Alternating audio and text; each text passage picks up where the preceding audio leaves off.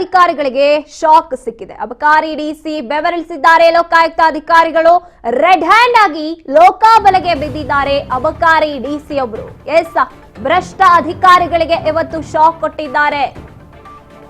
Red hand ಆಗಿ ಲೋಕಾಯುಕ್ತರ ಬಲೆಗೆ ಬಿದ್ದಿದ್ದಾರೆ ಅಬಕಾರಿ ಡಿಸಿ. 25 ಲಕ್ಷ ರೂಪಾಯಿ ಸ್ವೀಕರಿಸುತ್ತಿದ್ದಾಗಲೇ ರೆಡ್ ಹ್ಯಾಂಡ್ ಆಗಿ ಲೋಕಾಯುಕ್ತರ ಬಲೆಗೆ ಬಿದ್ದಿದ್ದಾರೆ. ಇನ್ನು ಲೋಕ ಪೊಲೀಸರಿಂದ ಅಬಕಾರಿ ಡಿಸಿ ಜಗದೀಶ್ ಅವರನ್ನ ಬಂಧಿಸಲಾಗಿದೆ. ಬ್ಯಾಟ್ರಾಯನ್ಪುರ ಅಬಕಾರಿ ಕಚೇರಿಯಲ್ಲಿ ಬಂಧಿಸಲಾಗಿರುವಂತದ್ದು. ಮೈಕ್ರೋ ಬ್ರಿವೇರಿ CL7 ಲೈಸೆನ್ಸ್ಗೆ 77 ಲಕ್ಷ ಲಂಚಕ್ಕೆ ಬೇಡಿಕೆನ ಇಟ್ಟಿರ್ತಾರೆ.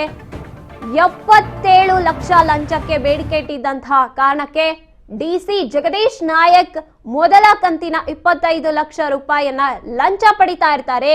ಆಗ ಲೋಕಾಯುಕ್ತ ಇವರನ್ನ ರೆಡ್ ಹ್ಯಾಂಡ್ ಆಗಿ ಹಿಡಿದಾಕಿರುವಂತದ್ದು. ಜಗದೀಶ್ ನಾಯಕ್, ತಮ್ಮಣ್ಣ, ಮಧ್ಯವರ್ತಿ ಲಕ್ಕಪ್ಪ ಈ ಮೂವರನ್ನ ಕೂಡ ಬಂಧಿಸುತ್ತಿದ್ದಾರೆ ಲೋಕಾಯುಕ್ತ ಅಧಿಕಾರಿಗಳು. ಭ್ರಷ್ಟ ಅಧಿಕಾರಿ ಜಗದೀಶ್ ನಾಯಕ್ಗೆ ಚಳಿ ಬಿಡಿಸಿದ್ದಾರೆ ಇವತ್ತು ಲೋಕಾಯುಕ್ತ ಅಂತ ಹೇಳಬಹುದು. ಈ ಬಗ್ಗೆ ಹೆಚ್ಚಿನ ಮಾಹಿತಿಯನ್ನ ನೀಡ್ತಾರೆ ನಮ್ಮ ಪ್ರತಿನಿಧಿ ಶಿವು. ಜಗದೀಶ್ ನಾಯಕ್ ಅನ್ನುವಂತ ವ್ಯಕ್ತಿಯನ್ನ ರೆಡ್ ಹ್ಯಾಂಡ್ ಆಗಿ ಹಿಡಿದಿರುವಂತದ್ದು ಲೋಕಾಯುಕ್ತ ಅಧಿಕಾರಿಗಳು. ಹೇಗ್ ಸಾಧ್ಯವಾಯ್ತು ಇದೆಲ್ಲ ಅಂತ? ಗಾಯತ್ರಿ, ನಿಜಕ್ಕೂ ಈಗ ಈ ಅಧಿಕಾರಿಗಳು ಹೇಗೆ ಟ್ರ್ಯಾಪ್ ಆಗ್ತಾ ಇದ್ದಾರೆ ಅನ್ನುವಂಥದ್ದನ್ನ ನೋಡಿದ್ರೆ ನಮ್ಗೆ ಆಶ್ಚರ್ಯ ಆಗುತ್ತೆ. ಅಧಿಕಾರಿಗಳನ್ನೇ ಯಾವ ರೀತಿಯಲ್ಲಿ ಲಂಚಕ್ಕೆ ಬೇಡಿಕೆಯನ್ನು ಇಡ್ತಾ ಇದ್ದಾರೆ, ಲಂಚಗಳನ್ನ ನೇರವಾಗಿ ತಮ್ಮ ಕಚೇರಿಗಳಲ್ಲೇ ತೆಗೆದುಕೊಳ್ತಾ ಇದ್ದಾರೆ ಅನ್ನುವಂಥದ್ದಕ್ಕೆ ಇವತ್ತು BUD 8 BATM ವಿಭಾಗದ ವ್ಯಾಟ್ರಾಯನ್ಪುರದಲ್ಲಿರುವಂತ ಅಬಕಾರಿ ಕಚೇರಿಯಲ್ಲಿ ಟ್ರ್ಯಾಪ್ ಆಗಿರುವಂತದ್ದು. ಡಿಸಿ ಜಗದೀಶ್ ನಾಯಕ್ ಟ್ರ್ಯಾಪ್ ಆಗಿದ್ದಾರೆ.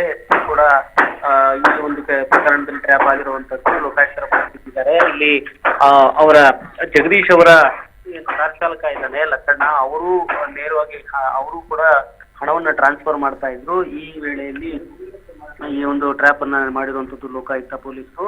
80 ಲಕ್ಷ ರೂಪಾಯಿಯಷ್ಟು ಬೇಡಿಕೆಯನ್ನ ಇಟ್ಟಿರ್ತಾರೆ. ಒಂದು CL7 ಮತ್ತೆ ಬೆವರೇಜಸ್ ಒಂದು ಲೈಸೆನ್ಸ್ ಅನ್ನ ಇಶ್ಯೂ ಮಾಡುವಂತದ್ದಕ್ಕೆ 80 ಲಕ್ಷ ರೂಪಾಯಿ ಬೇಡಿಕೆಯನ್ನ ಇಟ್ಟು ನಂತರದಲ್ಲಿ 25 ಲಕ್ಷ ರೂಪಾಯಿ ಮುಂಗಡ ಹಣವನ್ನ ಪಡ್ಕೊಳ್ಳುವಂತ ವೇಳೆಯಲ್ಲಿ ಈಗ ಇನ್ನೂ ಕೂಡ ಪೊಲೀಸರು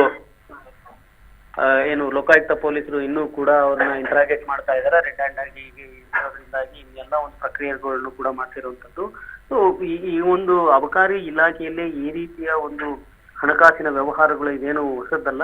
ಈ ಪ್ರತಿ ಬಾರಿಯೂ ಕೂಡ ಲೈಸೆನ್ಸ್ ಗಳನ್ನ ಇಶ್ಯೂ ಮಾಡುವಂತ ವೇಳೆಯಲ್ಲಿ ಬೇರೆ ಬೇರೆ ರೀತಿಯ ಲೈಸೆನ್ಸ್ ಗಳನ್ನ ಇಶ್ಯೂ ಮಾಡುವಂತ ವೇಳೆಯಲ್ಲಿ ಮತ್ತೆ ಕೆಲವೊಂದು ಫೇವರ್ ಮಾಡುವಂತ ವೇಳೆಯಲ್ಲಿ ಅವರಿಗೆ ಅನುಮತಿಯನ್ನು ಕೊಡುವಂತ ವೇಳೆಯಲ್ಲಿ ಈ ರೀತಿಯಾಗಿ ಲಂಚದ ಪ್ರಕರಣಗಳು ಅತಿ ಹೆಚ್ಚು ನಡೀತವೆ ಅನ್ನುವಂಥದ್ದು ನಾವು ಪ್ರತಿ ಸರ್ತಿ ಕೂಡ ಹೇಳ್ತಾ ಇದ್ವಿ. ಆದ್ರೆ ಈಗ ನೇರವಾಗಿ ಲೋಕಾಯುಕ್ತರು ಟ್ರ್ಯಾಪ್ ಮಾಡಿರುವಂತದ್ದು. ಈಗ ಲಕ್ಷ್ಮೀನಾರಾಯಣ್ ಅಂತಕ್ಕಂಥವ್ರು ಈ ಒಂದು ಪ್ರಕರಣನ ಲೋಕಾಯುಕ್ತರು ಕೊಡ್ತಾರೆ. ಲೋಕಾಯುಕ್ತದಲ್ಲಿ ಲಂಚಕ್ಕೆ ಬೇಡಿಕೆ ಇಟ್ಟಿರುವಂತದನ್ನ ವಿಚಾರವನ್ನು ಕೊಡ್ತಾರೆ. ಅನಂತರದಲ್ಲಿ ಇವತ್ತು 25 ಲಕ್ಷ ರೂಪಾಯಿ ಹಣವನ್ನ ಕೊಡುವಂತಹ ವೇಳೆಯಲ್ಲಿ ರೆಡ್ ಹ್ಯಾಂಡ್ ಆಗಿ ಲೋಕಾಯುಕ್ತ ಪೊಲೀಸರು ಬಲೆಗೆ ಕೆಡವಿಕೊಂಡಿರುವಂತದ್ದು. ಗಾಯತ್ರಿ, ಧನ್ಯವಾದ ನಿಮ್ಮ ಮಾಹಿತಿಗಾಗಿ.